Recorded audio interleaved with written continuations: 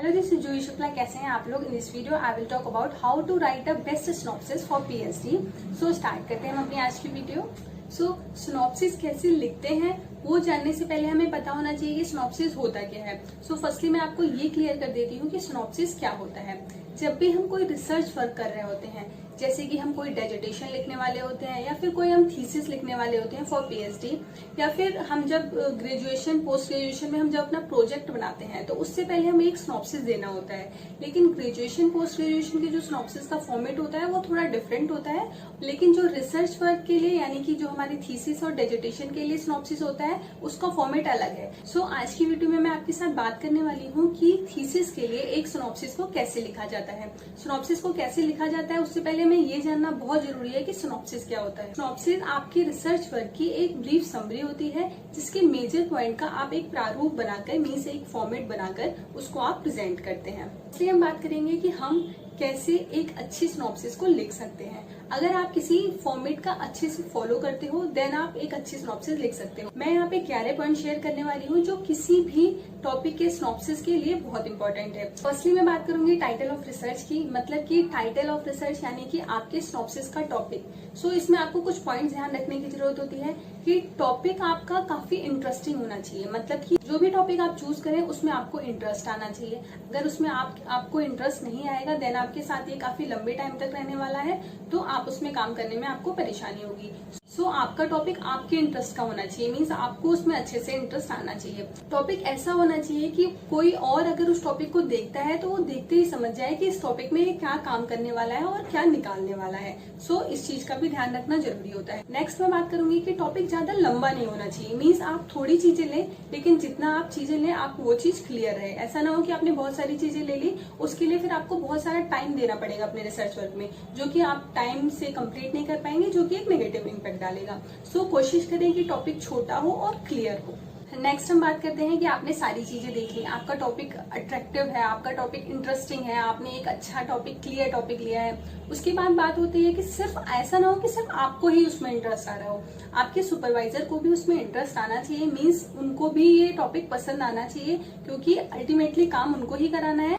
अगर आपके गाइड की इंटरेस्ट का टॉपिक नहीं है तो वो आपको कैसे गाइड कर पाएंगे। इसलिए ये बहुत ज्यादा मैटर करता है कि जो भी आप टॉपिक ले उसमें आपके गाइड का भी इंटरेस्ट होना चाहिए। ओके, देन आपका टॉपिक क्लियर हो गया कि आपने टॉपिक अपना डिसाइड कर लिया। अब बात करते हैं इंट्रोडक्शन की। सो इंट्रोडक्शन में हमें क्या डालना है कि जो भी आप काम करने वाले हैं इसका आइडिया कहाँ से आया, आपने कहाँ से ये इसके बारे में सोचा, क्या चीज है जो आपको मोटिवेट कर रही है इस रिसर्च को करने के लिए, और जो भी आप ये रिसर्च करने जा रहे हैं उसके आउटकम्स अच्छे आएंगे ये आपको कैसे पता। मीन्स आपने जो भी चीजें इसमें पढ़ी हैं, आपको क्या चीज कहाँ से मोटिवेट कर रही है, ये सारी चीजें आपको अपने इंट्रोडक्शन में मेंशन करनी होती है। नेक्स्ट मैं बात करूंगी रिव्यू ऑफ लिटरेचर की। आप जो भी काम करने वाले हैं उससे रिलेटेड आप जो जो पेपर्स पढ़ रहे हैं, आप जो जो बुक्स पढ़ रहे हैं उसमें क्या क्या काम हो चुका है, क्या क्या काम हो रहा है, या फिर उसके गैप क्या है, ये गैप पता करने के लिए आपको review of research of review करना पड़ता है। यानी कि आपको अपनी स्टेटमेंट ऑफ प्रॉब्लम के बारे में पता चल जाएगा। सो स्टेटमेंट ऑफ प्रॉब्लम आपको एक लाइन में लिखनी होती है। स्टेटमेंट ऑफ प्रॉब्लम के बाद हम बात करते हैं सिग्निफिकेंस की, मतलब कि आपका जो रिसर्च है उसकी इम्पोर्टेंस क्या है, इसके क्या आगे आउटकम्स आने वाले हैं, जो भी आप काम कर रहे हैं उसके क्या प्लस पॉइंट्स आने वाले हैं, जो भी आप रिसर्च कर रहे हैं ये एक्सप्लोर की जाएगी या फिर ये कंपैरेटिव स्टडी होगी, ये सारी चीजें आपको सिग्निफिकेंस में देनी होती हैं। सो सिग्निफिकेंस के बाद हम बात करते हैं ऑब्जेक्टिव की। We know that objective is the very important part, because जब पैनल मेंबर हमारा इंटरव्यू ले रहा होता है आपका पूरा सिनॉप्सिस न देके पैनल मेंबर सिर्फ आपके ऑब्जेक्टिव देते हैं, क्योंकि उसके ही थ्रू उन्हें पता चल जाता है कि ये पूरी स्टडी में आगे क्या करने वाला है, ये क्या फाइंडिंग करने वाला है या करने वाली है, या कुछ भी सारी चीजें आपको ऑब्जेक्टिव में मेंशन करनी होती हैं कि आपने क्या करना है, किस तरीके से करना है, क्या क्या फाइंडिंग्स लाने वाले हैं। तो ऑब्जेक्टिव देके आपको पूरी रिसर्च का आइडिया लग जाता है। नेक्स्ट मैं बात करती हूँ हाइपोथेसिस की। सो हाइपोथेसिस से आपको पता चल जाता है कि आप फर्दर क्या करने वाले हो, आपके टेंटेटिव आइडियाज क्या हैं, ये सारी चीजें आपको हाइपोथेसिस से पता चल जाती हैं। नेक्स्ट पॉइंट पे हम बात करते हैं स्कोप एंड लिमिटेशंस पे।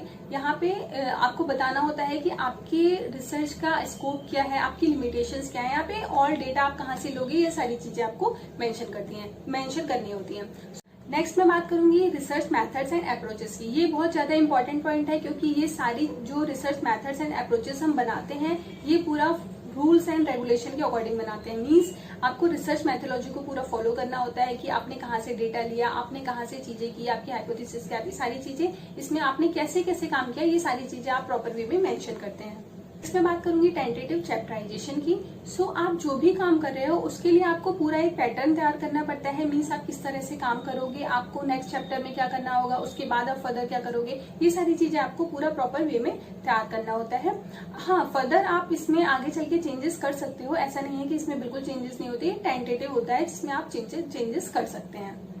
जो पॉइंट्स मैंने अभी बताए मोस्टली सिनॉप्सिस बनाने के लिए उसी पैटर्न को फॉलो किया जाता है। लेकिन अगर आपको लगता है कि आपकी स्टडी में कुछ डिफरेंट है या फिर कुछ ऐसा है जो कि और भी आपको मेंशन करना है, देन आप वो अपनी गाइड की हेल्प लेके मेंशन कर सकते हो। इसमें कोई बहुत बड़ा इशू नहीं है।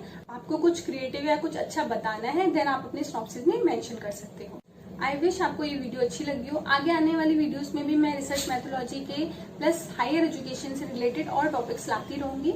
सो आपको नोटिफिकेशन मिलते रहे उसके लिए आप चैनल को सब्सक्राइब कीजिए एंड थैंक यू।